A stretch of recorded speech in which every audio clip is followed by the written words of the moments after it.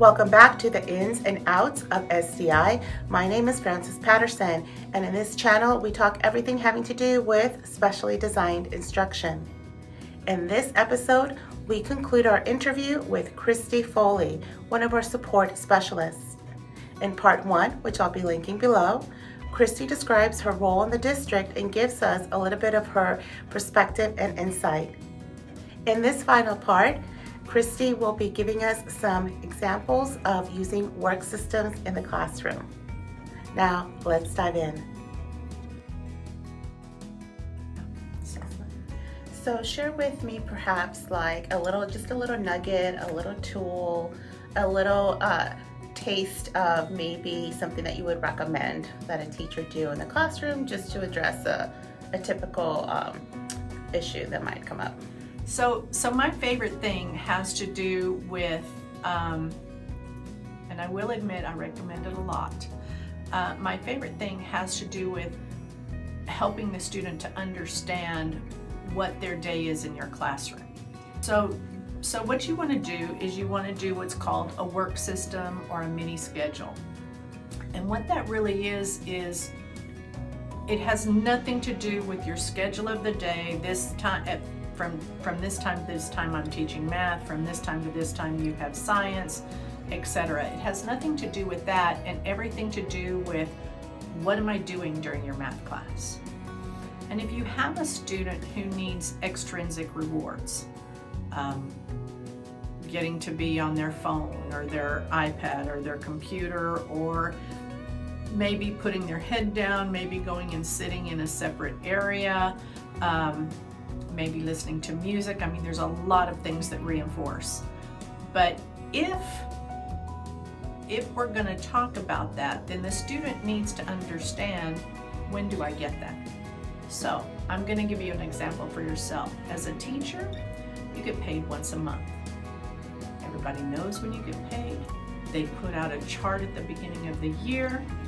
Would you be working if you did not know you were going to get paid or not? Probably not. Probably not. Because while we all love our jobs, we have bills to pay. So the really important thing here is to see that we all work for reinforcement in some way or the other. So therefore, if we work for reinforcement, then we need to let the student know when their reinforcement is coming. So it's really simple on a work system, depending on what activity you're talking about. I like it better to be specific about the activity, so not work, snack, work, music, work, whatever else during your time, but instead to say, complete questions 1 through 5, or write your thesis sentence, or read the first 6 pages, or do the first 10 math problems. That kind of thing is what I prefer because it's very, very clear. And then you can put down reinforcement, or you can put down whatever the child would work for. I encourage people to ask the student what they want to work for, because you may be given a music all the time and then they're like, I'm really tired of music, so I'm not going to work.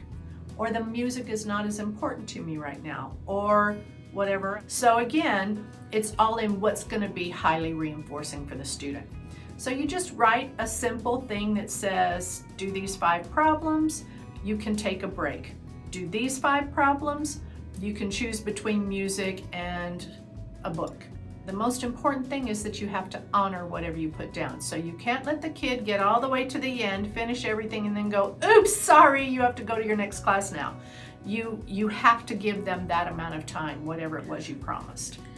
I also see how not only does it act right as a reinforcer of what you want to see, but I can imagine that it really offers clarity to the student about what does success look like for me in this time block. Because I think that's really important, so that they know at the end, did I do what was expected of me, and getting that praise for it. Or maybe they didn't do it, but they understand they didn't get anything else because they didn't do it. So it's a very clarifying strategy to use. So a checklist can also be that. You can put it on a Post-it note. You can use pictures. You can use words. I encourage choices in, sometimes even in the work. Okay, you want to do the last 5 first? It's okay with me. Do them. As long as I get them done, I'm not at issue with how you do them. Some things have to be done in order. A science lab has to be done in a certain order. So you don't want to give those choices there, but in other areas you can. Yeah, trying to be as flexible as possible and really give the tools that they need to succeed. Exactly. And you know, the thing is, even if the student doesn't succeed, they can know in themselves why they didn't succeed, so they can evaluate, and part of that helps build in the self-regulation and those kinds of things. Okay, can I really throw a tantrum about this? No, because I have to own it. And those are really, really important skills for transitioning out. Well, thanks so much for chatting with me. I appreciate it. I hope you enjoyed this episode of the ins and outs of SDI. Please use the comment section below to suggest possible future topics to discuss on this channel. One that I am considering is expanding on or trying to answer the question of whether or not the special education teacher needs to be a content master in order to effectively provide that in-class support and specially designed instruction. So let me know what you think, and I look forward to seeing you next time. Bye-bye for now.